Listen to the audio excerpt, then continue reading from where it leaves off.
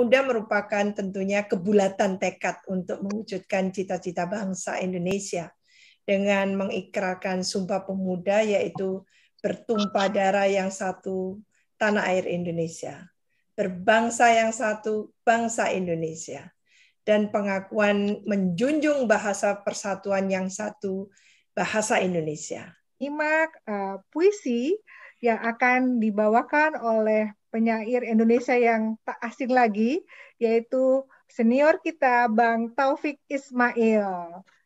Kembalikan Indonesia padaku. Hari depan Indonesia adalah 200 juta mulut yang menganga.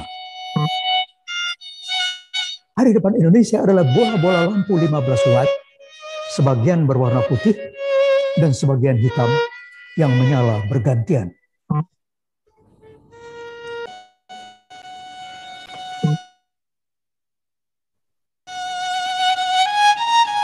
Hari depan Indonesia adalah pertandingan pingpong siang malam dengan bola yang bentuknya seperti telur angsa. Hari depan Indonesia adalah Pulau Jawa yang tenggelam karena 100 juta penduduknya. Kembalikan Indonesia padaku. 1971. Melakukan refleksi kebudayaan. Iya. Nah, Bang Octavianus Mas Seka sudah bersama kita. Silakan. Assalamualaikum warahmatullahi wabarakatuh. Waalaikumsalam warahmatullahi wabarakatuh. Beberapa hari yang lalu, Kang Jana undang kami untuk acara seni pentas kader dan alumni HMI. Lalu kami tawarkan, ada 4 pokok pikiran yang mungkin perlu diketahui orang banyak dari teman-teman penyair. Karena kebetulan kami baru saja menerbitkan 76 penyair membaca Indonesia berasal dari 34 provinsi. Jadi kita ini dalam antologi bersama ini tergabung 34 provinsi, penyair yang berasal dari 34 provinsi. Kita bicara tentang apa sih masalah Indonesia kemarin dan hari ini. Ditinjau dari segi hukum, ekonomi, budaya, dan lain sebagainya. Lalu kita bersepakat, sebagai penyair, kita adalah bagian sosial kontrol masyarakat. Lalu dalam proses penulisan puisi, kita kembali bersepakat untuk membuat semacam pernyataan sikap. Pernyataan sikap itu terangkum di sini dalam 20 halaman, tapi akan saya coba ringkaskan karena saya kebetulan termasuk sebagai salah seorang tim perumus. Kami menganggap kebudayaan itu sudah melenceng arahnya. Jadi perlu disikapi dengan serius. Untuk itu kami bacakan semacam pernyataan sikap dari 76 penyair membaca Indonesia yang berasal dari 34 provinsi. Pertama, Pancasila sebagai nilai-nilai luhur sebaiknya dilepaskan dari jargon politik dan kekuasaan. Pancasila wajib masuk dalam sistem pendidikan dengan pendekatan kultural. Memasukkan pemahaman nilai-nilai Pancasila mestinya melalui pemahaman nilai-nilai etika dan estetika. Bahwa nilai-nilai Pancasila harus menjadi dasar moral personal, sekaligus menjadi dasar norma kolektif sosial. Sudah barang tentu pemahaman nilai-nilai Pancasila diselaraskan dengan nilai-nilai lokalitas yang berbeda-beda di setiap wilayah Nusantara. Artinya, pendekatan kultural untuk memahami Pancasila dibingkai dalam wacana Bhinneka Tunggal Ika. Kedua, salah satu indikator negara abai terhadap pendidikan karakter adalah negara seolah melakukan pembiaran terhadap terjadinya polarisasi yang tajam. Bangsa terbelah menjadi dua kubu yang potensial merusak semangat persatuan. Keadaan ini terjadi sekali lagi karena pendekatan politik dan kekuasaan.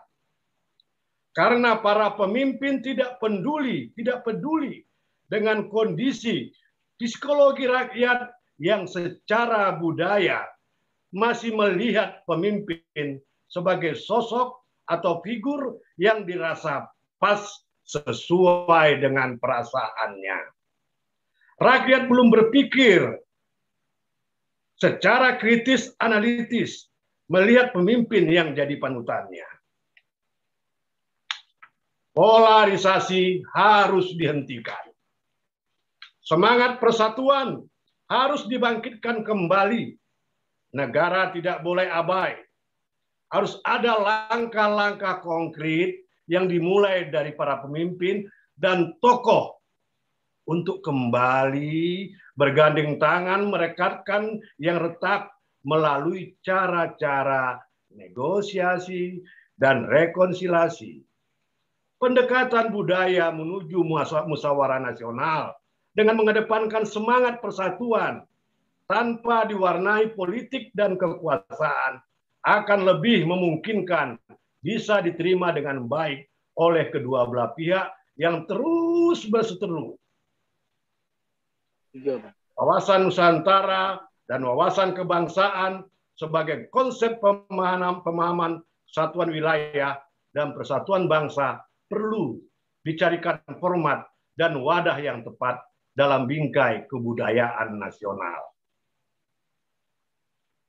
Sayangnya, lalu yang ketiga, menanamkan empati pada dasarnya mengolah rasa untuk lebih peduli. Dunia seni menjadi salah satu pilihan yang tepat sebagai sarana meningkatkan kehalusan jiwa dalam bungkus estetika. Sayangnya, negara juga memperlihatkan kurang peduli dengan seni dan estetika. Dunia kesenian seolah bergerak mencari jalannya sendiri untuk dapat eksis di tengah ingar-bingar hidup bergaya materialisme dan hedonisme.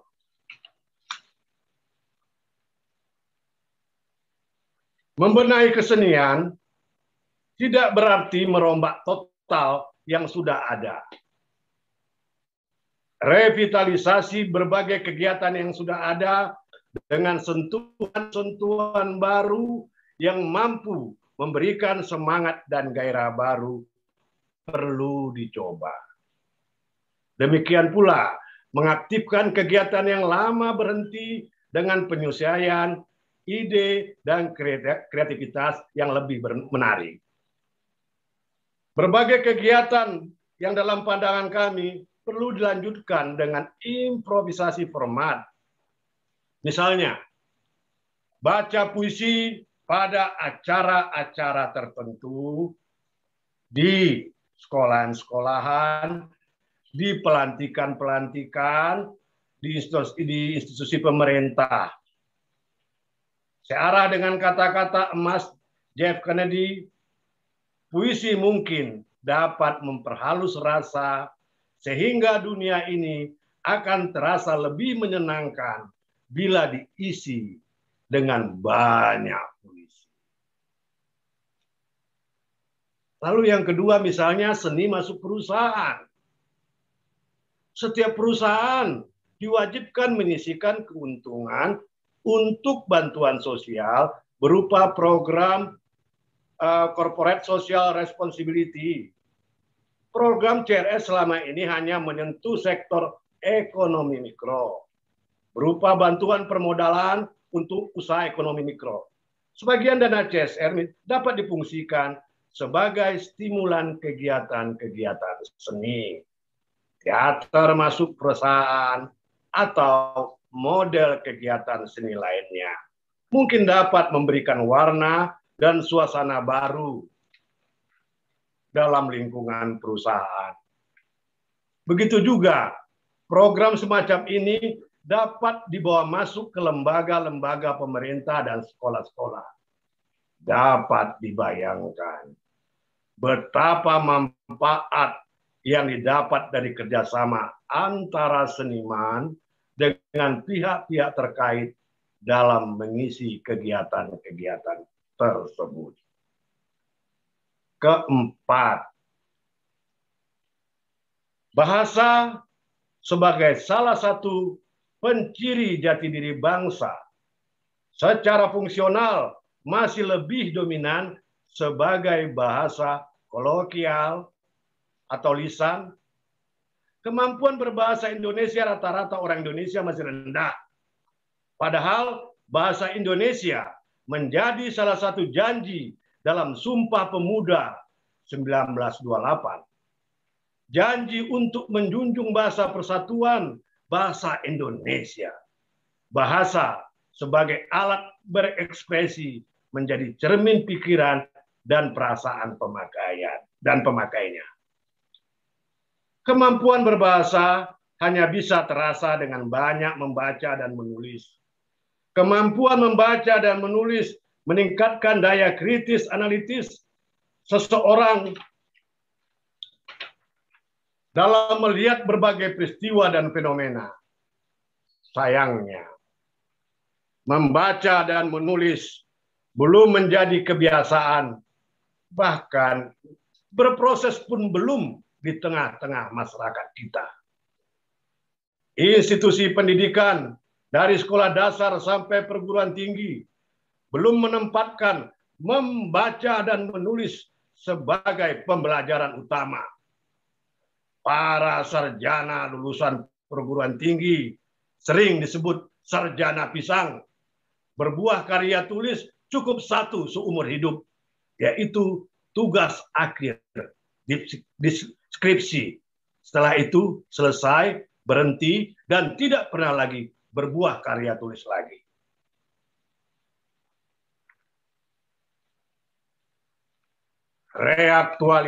Reaktualisasi kebudayaan adalah kerja besar.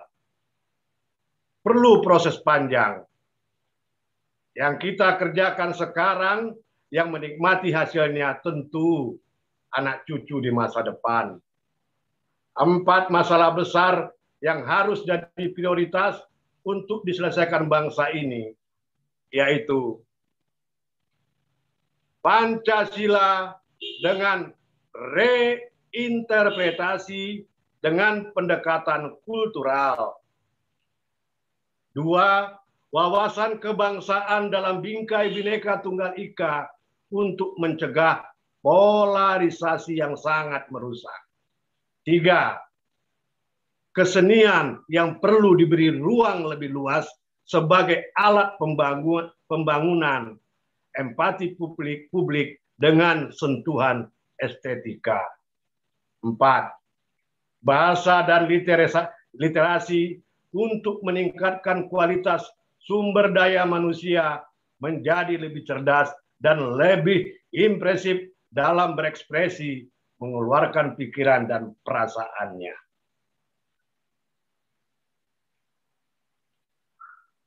Sesungguhnya, di luar berbagai masalah budaya seperti yang sudah disebutkan itu, ada masalah lain yang tidak kalah pentingnya untuk diperhatikan.